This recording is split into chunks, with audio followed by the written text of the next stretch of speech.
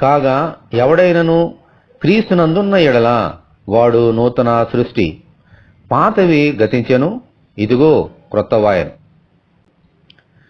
దేవుని మహాకృపను బట్టి నూతన సంవత్సరములో ప్రవేశపెట్టబడి ఉన్నాం. పాత సంవత్సరము గడిచిపోయింది.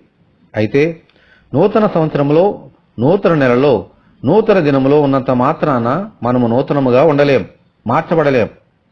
ఎవరైతే యేసుక్రీస్తునందు ఉన్నారో వారే నూతనముగా దినదినము జీవించగలుగుతారు. అందుచేత యేసు మన హృదయంలో, మన జీవితంలో ఉన్నారా లేదా అన్న దాని మీదే మనము నూతనముగా ఉన్నామా లేదా అనేది ఆధారపడి ఉంది. ఈ నూతన సంవత్సరం అంతటిలో ఆయనకు దినదినము దగ్గరగా ఉండినట్లు దయచేయమని మనమందరము దేవుని కృపాసనం వద్ద ప్రార్థన చేసుకుందాము.